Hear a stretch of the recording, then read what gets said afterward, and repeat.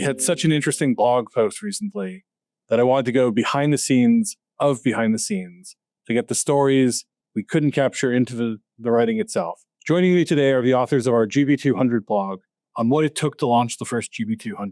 Welcome, guys. Could you please introduce yourselves? Yeah, I'm Sudhir Singh. I'm the Senior Director for AI Infrastructure Engineering, and I have been with the GB200 project for a year since its conception, and I have been providing leadership to cloud for 11 plus years.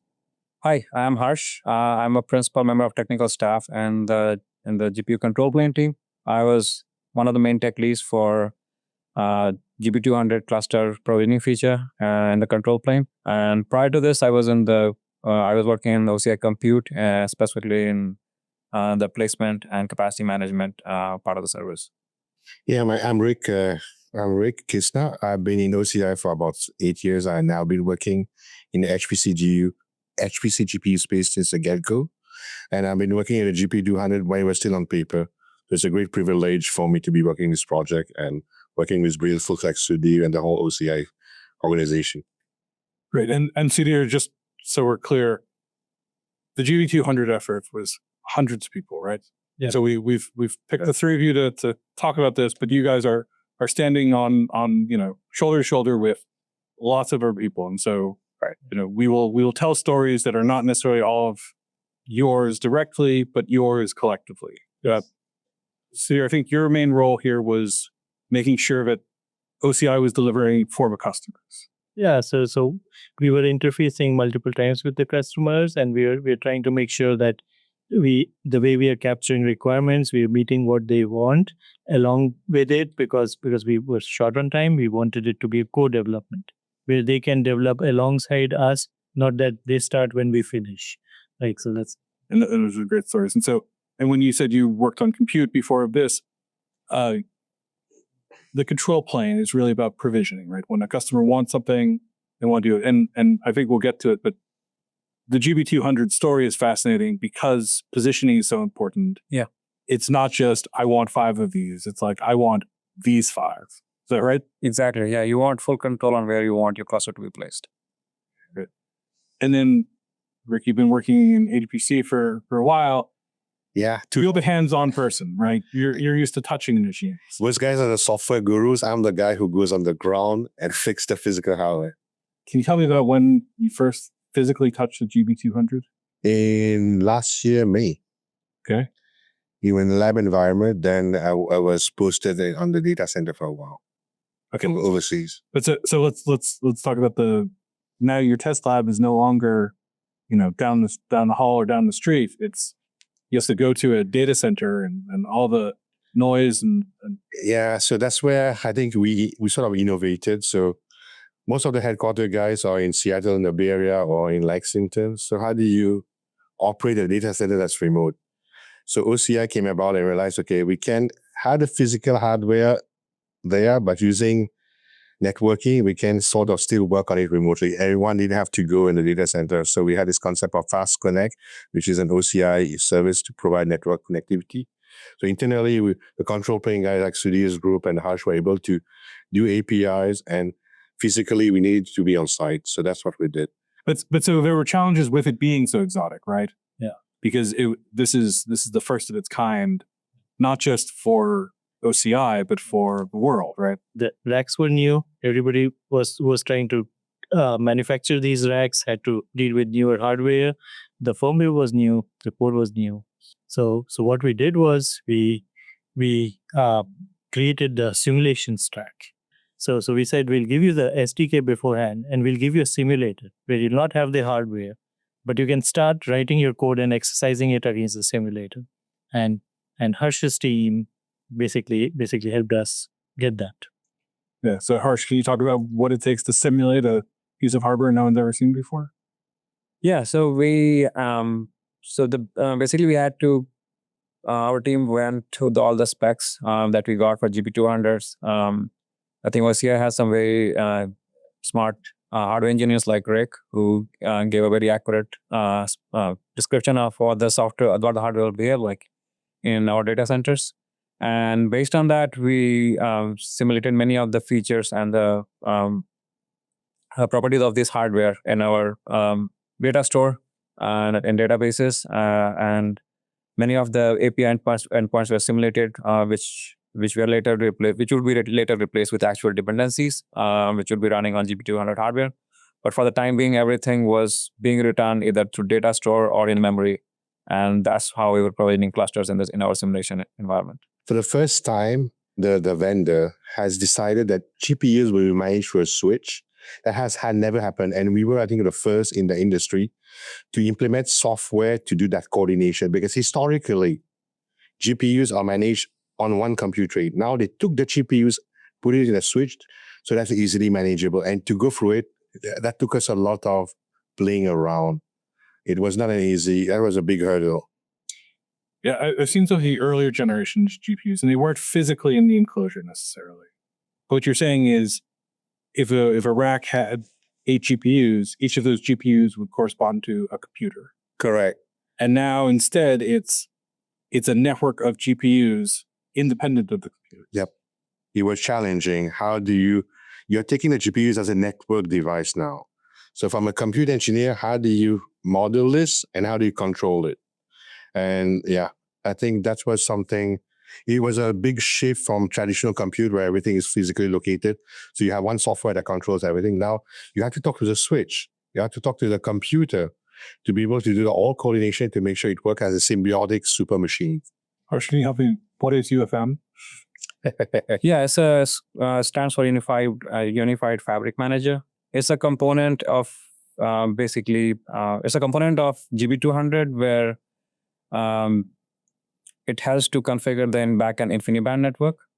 So using that dependency, we add the RDMA. So each host has like 4 RDMA NICs. And we add those RDMA NICs to the correct partition using this UFM as UFM service, which is a critical dependency for setting up a cluster on GB200. So yeah, basically it's the APIs that are exposed are public. So anyone can look it up. It's called PKey API. And using that, we can call APIs like add. So for example, if we want to add the RDMA NICs of certain hosts to a partition, we call add to partition API of this UFM service, and that will result in the particular host being in a certain InfiniBand partition, so that only those hosts can talk over the RDMA network, and that is achieved through UFM. Let's talk about the concept of a network. So right now you have this concept of this supercomputer that's a rack, a bunch of supercomputers in a rack. Now, how do you make this unified? You need a network component. The network component that was approved for NVIDIA was InfiniBand.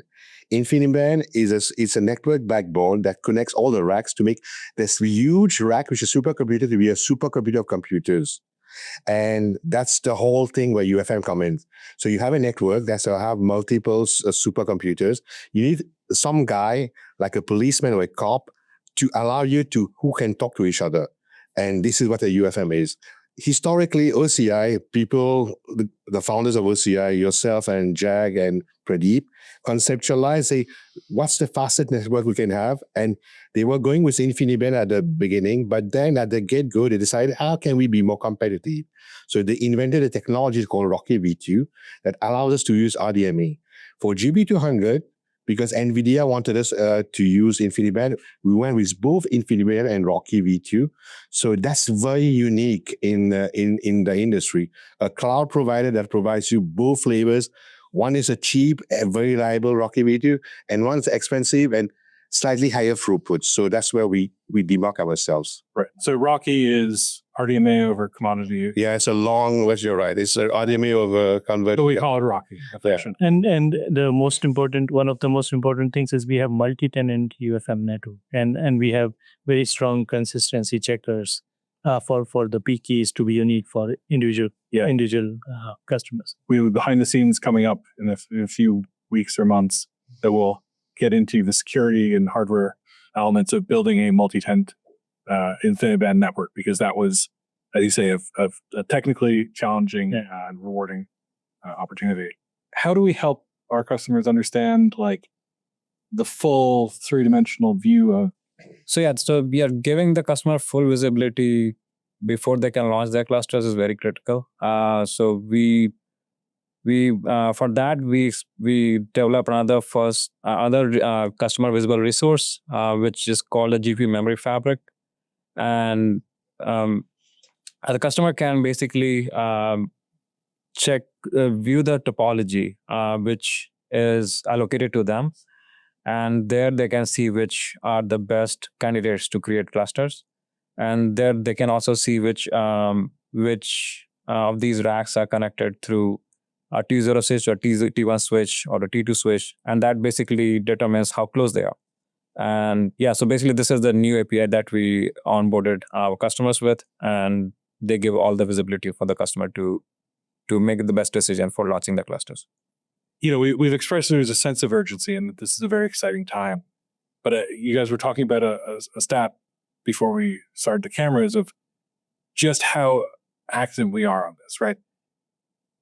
You've deployed a bunch of HPC systems. There's normally some lag time between getting the system functional and getting a customer using it. Is that right? Yeah, historically for a regular HPC GPU system in OCI, by the time you get it in the lab and production, it's about 3 months time. Over here for GB200, because of the market pressure, it was about maybe 2-3 weeks. From the time we got the test lab ready and in production, I remember like the customer was waiting for it because it's very hot, they need it. The control plane guys deployed, the rack got set up, everything was wired. The next morning, the customer was running workloads. So it short-circuited really, really fast. And that was one of the biggest challenges we faced. Yeah, I mean, it sounds like the customers were trying to use it before we had it. Yeah, and they were also very accommodative, right? Everybody was working towards a common goal. So when we communicated with them, we communicated that, hey, because we are trying to do it very fast, this is what it will have, this is what it will not have. And they were like, that's fine, as long as it works with these things that we need. And so we always kept it close communication. We tried to make sure that their core requirements are met, and then we can expand on it later to meet their all requirements, right? And that's how the magic worked, right? And basically the engineering teams were the main guys delivering it. Yeah. But it's very short delivery window, right? Yes. Yeah. So like we handed over the rack to them. They launched on it the same day. Yeah, right? I remember that. That was crazy. So they didn't wait a day, and that was for all the first many racks that were handed over, right? So every time they got the feature, they got the new feature, they were ready to exercise it same day because of the co-development model that we had gotten with them. It meant that we had to be open a lot more. It also meant that we had to be understanding a lot more. We couldn't be transactional. We could not write legal contracts on every date, right? We had to understand, like, have some kind of an understanding and trust with each other, and we build that trust, right? But the result is amazing. We were first to ship these and first to get customer workloads. And it's funny he mentioned this because I remember I was standing in the data center, like one of the racks, the first rack that we ship. When there's no workload, it's noisy, but it's not too noisy. So when those guys page me say the customer is launching, he went from like, dude, it was crazy. I was like, okay. Then I realized they were launching it and they were running full workloads. It was pretty impressive when you saw. I remember that specifically. Yeah, were there any problems with the noise? Yeah, I'm not used to it because regular compute tree, the compute nodes is pretty like regular shouting level. Those guys were high. So what we realized after a while, we had to use mufflers because when you're there as engineer, you're fiddling around, you're tweaking here, you're writing your code. You get headaches. So after a while, we were told by our safety guys all of us had to have mufflers. But our problem with mufflers, if me and Harsh are in the data center, we cannot communicate. So what was funny is like me and you sitting by each other, we were slacking each other while to debug stuff. So like back in the days, I'll talk to you, but that was not possible in the data center for GB200. It was too noisy. Yeah, so yeah, it was interesting. It was fun as well. Like me and him were like, Harsh, this is a bug at line 25, fix it for me. And he would slack it back to me. and presumably across even borders at that point. Yeah, we work closely with the India design team. We work closely with the Australia design team, obviously Seattle headquarters and Santa Clara. It was like all across the world. The United Nation of OCI. Wonderful. Well, I really appreciate all of your time talking today. Did I miss any stories? I think you got many of them. So I have one last story I want to get from you. So, tell me about that first rack. Yeah, it was very emotional for me because it took us. I won't start crying, but it was very emotional because we waited for months and months. When I saw it coming up from from the dock to the data center, yeah, I'm going to start crying now itself. But it was very emotional, and I'm very proud to be here. And OCI has been a great ride for me, and I think the whole group. Okay. Well, thank you all. Thank you, sir.